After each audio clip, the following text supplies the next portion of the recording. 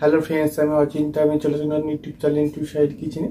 আপনাদের একসাথে একটা নতুন রেসিপি শেয়ার করবো। সেটা হচ্ছে ডুমুরের রেসিপি। সেটা বানাতে কী কী উপকরণ লাগে আসুন দেখায়।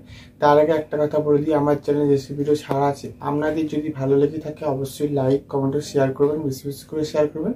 যদি আমার চ্যানেলে নতুন হয়ে থাকেন তাহলে প্লিজ সাবস্ক্রাইব করে দেবেন, নিচে বেল নোটিফিকেশনটা অল করে দেবেন যাতে আমার ভিডিও আপনার কাছে আগে পৌঁছে। তার জন্য ডুমুরের তরকারি বানাতে কী কী উপকরণ লাগে আসুন দেখায়।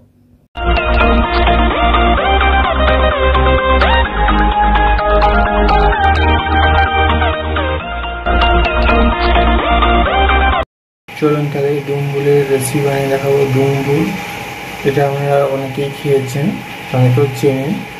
আজকে রেসিপি বানিয়ে দেখাবো, সেটা বানাতে কী কী উপকরণ লাগে আসুন দেখিয়ে দিই। তার আগে একটা কথা বলি, ভিডিওটা প্রথম থেকে শেষ অবধি দেখার অনুরোধ রইল। তার জন্য রেসিপিটা শুরু করি। এখানে আমি দেখুন 4টে আলু ডুমুরগুলো কেটে নিয়েছি। আর এই যে দেখুন ডুমুরগুলো ছোট্ট ছোট্ট করে কেটে নিয়েছি, ছোটো ছোটো করে কেটে নিয়েছি, কেটে ভালো করে ধুয়ে নিয়েছি। তাই জন্য রেসিপিটা শুরু করি। আগে আমি ডুমুরগুলো আলু একসাথে ভালো করে সেদ্ধ করে নেবো। কুকারের মধ্যে আলুটা দিয়ে দেবো, ডুমুরগুলো সব দিয়ে দেবো। এবার ছোলাগুলো দিয়ে দেবো। ছোলাগুলো আমি আগে থেকে ভিজিয়ে রেখেছিলাম, সেটা আমি দিয়ে দিয়েছি। জল দিয়ে দেবো, লবণ দিয়ে দেবো, হলুদ দিয়ে দেবো। ভালো করে আটকে সেদ্ধ করে নেব। গ্যাস তেলে কড়াটা বসিয়ে দিয়ে কড়াটা গরম হচ্ছে, এবং তেল দিয়ে দেবো। তেলটা গরম হচ্ছে, এর মধ্যে 4টে কাঁচা লঙ্কা, পেঁয়াজ আর টমেটো কুচিটা দিয়ে দেবো, লবণ দিয়ে দেবো। ভালো করে নেড়ে ভেজে নেবো। পেঁয়াজ কাঁচা লঙ্কা টমেটোটা ভেজে নেব। এবং পেঁয়াজ টমেটো কাঁচা লঙ্কাটা একটু ভালো করে ভেজে নিয়েছি। এর মধ্যে আদা রসুন বাটাটা দিয়ে দেবো।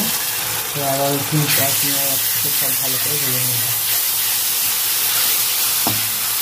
দেখুন আমি এখানে হলুদ গুঁড়ো লঙ্কার গুঁড়ো দিয়ে দেবো, ধনে গুঁড়ো একসাথে একটা পাত্রের মধ্যে নিয়ে নিয়েছি। এবার আমি অল্প জল দিয়ে গুলে নেব।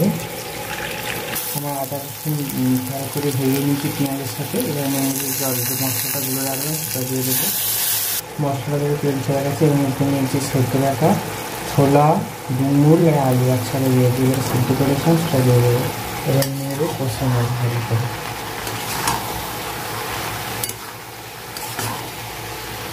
ভালো করে কষে নিয়েছি, আর জল দিয়ে দেবো। বেশি জল দেবো না, কারণ আমার সেদ্ধ আছে, সেদ্ধ করা। অল্প জল দিয়েছি, এটা আমি ফুটিয়ে জলটা নিয়ে নেবো। আমার ডুমুরটা সেদ্ধ হয়ে গেছে, অল্প জলটা নিয়ে নিয়েছি। এর মধ্যে অল্প একটু চিনি দিয়ে দেবো স্বাদ করার জন্য। একটু গরম মশলা দিয়ে দেবো। ভালো করে নেড়ে চেড়ে নামিয়ে নেবো। দেখুন আমার ডুমুরের রেসিপিটা রেডি হয়ে গেছে, নামিয়ে নেব।